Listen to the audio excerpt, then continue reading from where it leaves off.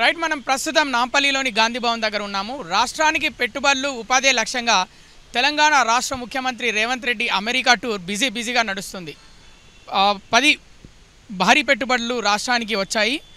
అందులో ముఖ్యంగా Charles Schwab హైదరాబాద్లో టెక్నాలజీ డెవలప్మెంట్ సెంటర్ని ప్రారంభించబోతుంది. భారతదేశంలోనే ఇది మొట్టమొదటి సెంటర్ హైదరాబాద్లో ప్రారంభించబోతుంది. దాంతోపాటు కాగ్నిజెంట్, కాల్స్వారా, అలాగే స్వచ్ఛ బయో లాంటి కంపెనీలు హైదరాబాద్లో పెట్టుబడులు పెట్టనున్నాయి. ముఖ్యంగా పెట్టుబడుల లక్ష్యంగా హైదరాబాద్లోని ఎన్ఆర్ఐ పారిశ్రామికవేత్తలతో తెలంగాణ రాష్ట్ర ముఖ్యమంత్రి రేవంత్ రెడ్డి భేటీ అవుతున్నారు, సమావేశాలు జరుపుతున్నారు. అందులో భాగంగా వాళ్ళు కూడా ఎన్ఆర్ఐ పారిశ్రామికవేత్తలు కూడా ఆకర్షితులు అవుతూ పెట్టుబడులు పెడుతున్నారు. ముఖ్యంగా రాష్ట్రానికి భారీ పెట్టుబడులు అయితే వస్తున్నాయి. అలాగే యువకులకు కూడా ఉపాధి కలగనుందని అందరికీ ఆశ కలుగుతుంది రానున్న రోజుల్లో. అలాగే చూసుకుంటే త్వరలో పిసిసి అధ్యక్షుడి ఎన్నిక కూడా రానున్నది. అందులో ముఖ్యంగా రేవంత్ రెడ్డి తిరిగి హైదరాబాద్కి ఆగస్టు 10వ తారీఖు చేరుకోబోతున్నారు. ఆగస్టు 10వ తారీఖు ఏదైతే మాట ఇచ్చారో రైతు రుణమాఫీ 3వ విడత ఆగస్టు 15వ తారీఖు లోపు కానుందన్నమాట. ఈలోపు హైదరాబాద్కి ముఖ్యమంత్రి చేరుకుంటారు. చేరుకోగానే ఈ 3 విడతల్లో భాగంగా రైతు రుణమాఫీ కూడా పూర్తి కానుంది. ఏవైతే కాంగ్రెస్ ప్రభుత్వం రాగానే అంటే ఎన్నికలకు ముందు కాంగ్రెస్ ప్రభుత్వం ఏదైతే ప్రకటించిందో 6 గ్యారంటీలు ప్రభుత్వం ఇప్పుడు అధికారంలోకి రాగానే ఒక్కొక్కటిగా 6 గ్యారంటీలు అమలు చేస్తున్న విధానం అయితే చూస్తున్నాము. ముఖ్యంగా ప్రతిపక్షాలకు ఎలాంటి ఛాన్స్ ఇవ్వకుండా 1 by 1 ఆ గ్యారంటీలు అయితే అమలు చేస్తుంది.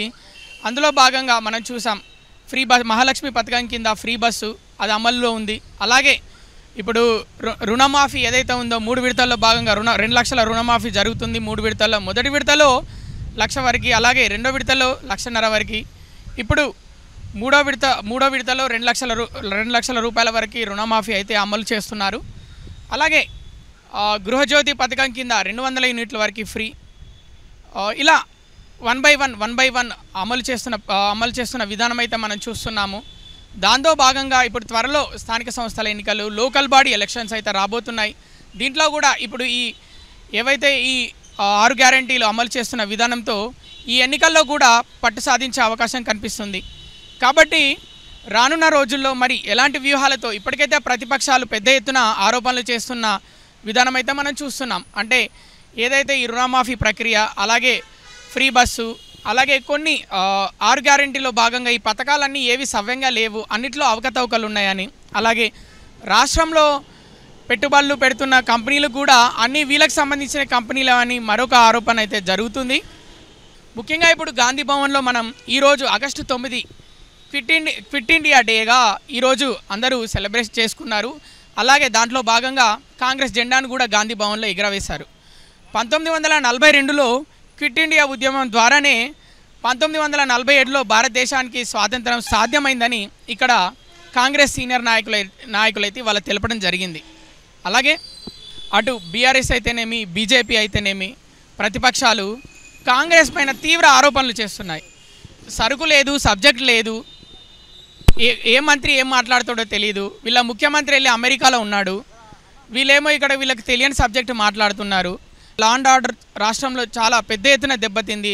రోజుకో హత్య జరుగుతుంది. సిటీ నడుబొడ్డునే రాజధానిలో హత్యలు జరుగుతున్నాయి. అలాగే రేపులు, కిడ్నాప్లు, మానభంగాలు ఇవన్నీ రోజుకొకటైతే ఖచ్చితంగా జరుగుతుంది. ఇదేదో కార్యాచరణలాగా జరుగుతుంది, ఈ ప్రభుత్వంలోనే జరుగుతుందని బీఆర్ఎస్ శ్రేణులు, బీజేపీ శ్రేణులు అయితే తీవ్రంగా ఆరోపిస్తున్నాయి, విమర్శిస్తున్నాయి. ఇప్పటికైతే ముఖ్యమంత్రి అమెరికా పర్యటనలో ఉన్నారు. తిరిగి ఆయన 15వ తారీఖు చేరుకుంటారు హైదరాబాద్కి. చేరుకున్న వెంటనే మళ్ళీ ఇక్కడ ఏదైతే కాంగ్రెస్ శ్రేణుల్లో మళ్ళీ ఒక ఊపు అయితే రానుందని అనుకుంటున్నారు అందరూ.